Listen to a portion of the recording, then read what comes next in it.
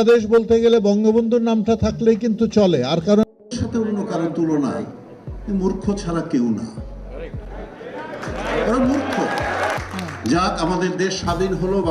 দলের দুঃসময়ে এবার আওয়ামী লীগের পাশে দাঁড়ালো অভিনেতা আলমগীর।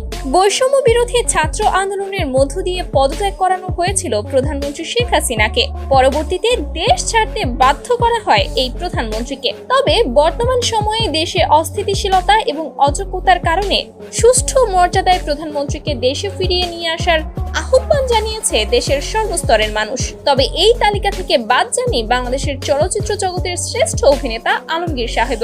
ইতোমধ্যে গণমাধ্যমে তিনি জানান, বাংলাদেশ নামটি বঙ্গবন্ধুর মাঝেই সীমাবদ্ধ। বঙ্গবন্ধু মানেই বাংলাদেশ। বাংলাদেশ বলতে গেলে বঙ্গবন্ধুর নাম থাকলেই চলে, আর কারো নাম থাকার দরকার হয় না। এবং তিনি আরো জানিয়েছেন, সঠিকভাবে এই দেশের রাজাকারের তালিকা করা হয়নি বলে বর্তমান সময়ে এমন একটি পরিস্থিতির মুখোমুখি হতে হয়েছে আমাদেরকে। এবং তিনি আরো জানান, খুব শীঘ্রই প্রধানমন্ত্রীকে দেশে ফেরানো হবে। আমরা সর্বোচ্চটা দিয়ে চেষ্টা চালিয়ে যাচ্ছি।